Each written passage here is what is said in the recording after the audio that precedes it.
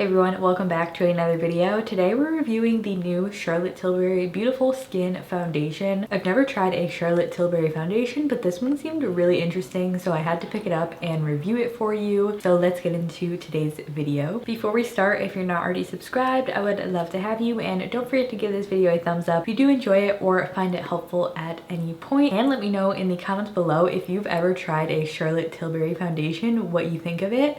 This is my first one, so we'll see. Before we get into the application, I'm going to start with the product details. So this is called the Beautiful Skin Medium Coverage Liquid Foundation with Hyaluronic Acid. This is a $44 foundation, typical Charlotte Tilbury price, and you do get 1 ounce of product. Starting with what it claims to do, it says that it's a 16-hour natural glow foundation. That is a huge claim, a 16-hour foundation with buildable medium coverage to hydrate, smooth, blur pores, and brighten skin. So it claims to have a natural finish and medium coverage, and it is a liquid formula. There's also a lot of skincare based ingredients in here. There's some weird clinical claims on it, which I don't really care about. That's kind of seems pointless to me, but you know. First and foremost, let's talk about the shade range for this foundation. I picked up the shade 1 Neutral, which is the lightest shade that they sell, and I'm definitely not the lightest, fairest person. I am very fair, but because of that, the shade range is already a little bit alarming to me. When I was picking out my shade, I was looking at the swatches online, and I will pop it on the screen here. But if you actually look at the shades and the model who has the fair skin modeling the fair shade range, 1N is still very yellow and doesn't even match her skin. So that was already a little shady to me, and I'm usually not the lightest shade in foundation, but this seems to be very warm, so I had to pick up the lightest shade. And swatching this definitely isn't a super fair foundation. So because the fair shade range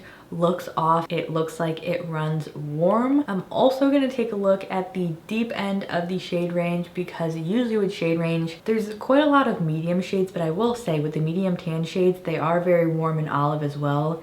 If you have a cool skin tone, you kind of might be screwed with this foundation. But taking a look at the deep swatches, it also looks like there's not a lot of deep shades. There's one very deep shade, but it doesn't seem that there's multiple undertones of that shade. So I'm going to critique that as well, because it seems to be the same issue with the fair shade. There is a fair shade, but there's not a lot of different undertones. So this shade range is confusing. I don't like it. It looks like it runs very warm. I wish they added a lot more shades, especially in the fair and deep ends of the shade range. I also really dislike when a foundation or a brand claims that shades work across different skin tones. Yes, that's true that one shade would work for a lot of different people, but that still doesn't excuse not making a deep enough shade or a fair enough shade for somebody. I don't get it. Beware of the shade range if you are interested in this foundation. That was the one thing that really stuck out to me, and one of the reasons I wanted to try it, to see if this was actually fair enough and a good shade if you have very fair skin like me. So let's start with the application of this foundation. I am barefaced, freshly moisturized, but I let it sink into my skin before we're going to apply this. I did exfoliate last night, just made sure my skin was really well prepped to give this foundation a good fighting chance. So I think the packaging is really beautiful. It's very Charlotte, and it comes with a cap, 1 fluid ounce of product in here, and then you get a pump, and this is like a squeezy tube, which I do like. You can just pump it out on your hand. It doesn't get super messy, and I think it's a good application method for the foundation. It is plastic, so it doesn't really feel as luxurious, even though it is a luxuriously priced product. So that's probably my one con with this, is the plastic. Before I put this on,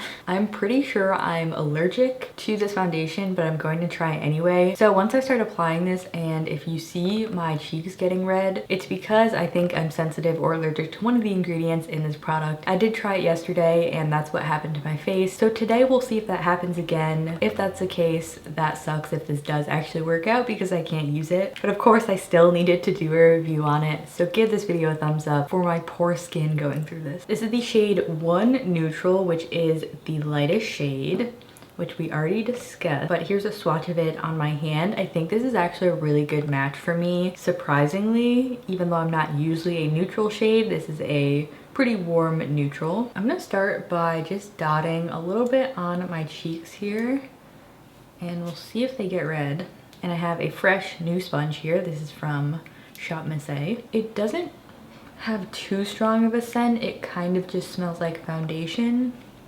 nothing too crazy. So here's what one layer looks like on my cheek. It's not reacting yet, so that's a good sign. The finish of this is on the glowier side. As you can tell, I think it's a really pretty finish. The texture is thinner, but it's not super liquidy. It's still just a foundation texture. It is reminding me a little bit of the Bite Beauty foundation texture if you do have that, but this one's maybe a little bit thinner than that. The finish is really gorgeous. I will say that my sponge did eat up a lot of the product. I used quite a lot just to get this level of coverage, and I would say the coverage is light medium. I was expecting it to have a little bit more coverage, but I do find this on the lighter side of coverage. We are going to build it up to see if we can get it to medium. I am happy with this amount of coverage. I would probably add a little bit more, but I think it looks good so far. On this side, I'm going to try spreading it out with my fingers first and then blending it with the sponge. Just maybe my sponge won't absorb as much when I apply it this way. I usually don't apply my foundation with my fingers, but if it's a lighter coverage product like this, I think that usually works out pretty good. Now that it's kind of smeared on there, I'm going to take my sponge and start to work it in. With the rest of it, I'm going to use that to cover my forehead. With the rest that's left on my hand, I'm going to build up the coverage where I still see some redness peeking through. You can still kind of see my acne scarring, which I don't mind. I'm more concerned with covering up my redness just to even out my skin tone. My skin's actually not reacting to this foundation today, which is a good sign. Maybe it got used to it, or that was just from another product that I used. So far so good. Crossing my fingers. Now to see if this builds up to more of a medium coverage, I'm doing a light second layer on this side of my face. So here's my first layer of the foundation. The finish is definitely glowy. You can just see the sheen in my skin. It does look very beautiful, like the name suggests. Very skin-like, very thin. Doesn't accentuate texture. I wish it had a little bit more coverage. That's just my preference because I did have to use quite a lot of product just to even my skin tone, and I still don't really have my ideal amount of coverage. I'm just, you know, this is my light coverage. The finish is very glowy and skin-like. You can just see the sheen on my skin. Lighter coverage. I wish I had more coverage personally, but if you don't have a lot to cover, I think you'd be okay with the coverage level. It worries me a little bit having more combo to oily skin, how this is going to hold up, but I like the finish of it. I will definitely set it with a powder. If you use this in combination with the Charlotte Tilbury Luminizer, your skin would definitely be super duper glowy. And for their shade range being so weird, I actually think this is kind of a good match for me. Like, I pull it off. It applied very easily. It seems like one of those foundations you could just throw on and go.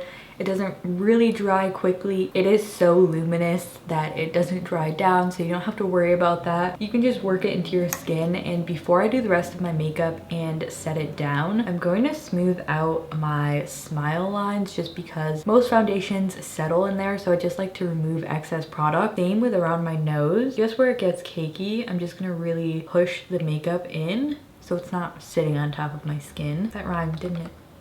I'm going to finish up the rest of my makeup and meet you back here for our first check-in, and I'll show you the close-ups, all that good stuff. I'm back with the rest of my makeup on. To set my under eyes in my T-zone, I use the Ilia Soft Focus Finishing Powder because it is more mattifying. And then on the rest of my face, I just use this Well People Bio Baked Brightener Powder just to keep the glow. So I did set everything with powder, but as you can tell, it's still very glowy even with the light layer of powder. I think it set down really nicely and it still looks pretty. Other products worked well on top of it. I did also use the Charlotte Tilbury Sculpt and Glow Duo. So it is now 3:31. I will wear this for the rest of the day and check in at the end of the day. But before I do that, I'm gonna go ahead and insert a close-up of what the foundation is looking like initially. I think it looks really good. It hasn't clung on to anything. It's not really accentuating my texture. I will say it is pretty light coverage, lighter than I'm used to, that's for sure. But nothing looks terrible so far. It does look nice and smooth and pretty and skin-like. So I think it lives up to all of those claims so far. But the real question is, will this wear on me because it already is so glowy and I get pretty oily? We will see. Hopefully it will. But starting off, it looks good. So I am back for my final check-in. It's now 11:37, so the foundation's been on for around 8 hours, and this is what we're looking like so far. Let me take a look and explain to you what's going on. I will insert a close-up here while I'm talking, and then I'll also insert a close-up that I took on my phone because I feel like my phone picks up a lot more details that I'm trying to show you on camera. So let's take a look. First things first, I am very glowy. My forehead, it took so much willpower to not repowder this or blot it because it's just, my forehead is shinier than I would prefer. Even when we started, it was pretty shiny. So yeah, that's going on. And then I definitely am very oily next to my nose. And then I also noticed that right in my smile lines, the foundation sank in. And if you remember in the application, I purposely went over those spots with my fingers to pick up extra product. So the fact that it still sunk into my lines is kind of a red flag for me. If you do have fine lines on your face, that might not be a good thing. I was also wearing a mask for maybe an hour today. So on my nose and my chin, the foundation has rubbed off, but I feel like with light coverage foundations like this, they're so light coverage, when they do rub off, it almost looks better because it's so similar to the coverage on your skin anyway. So my whole chin right here is basically missing foundation. So it is not completely mask proof. It's not really transfer proof. You know, it didn't claim to be, so I'm fine with that. Some foundations can look a little cakey around my like acne scarring. This one isn't looking too bad. It is clinging like a little bit to some dryness, but in terms of how it looks on the sides of my face, no complaints. It really didn't change at all. So it does say on the Sephora listing that this is a 16-hour natural glow foundation. So I'm guessing what they meant by that is that it's a 16-hour wear. It says 16-hour natural glow. I don't really know. That's kind of a vague claim.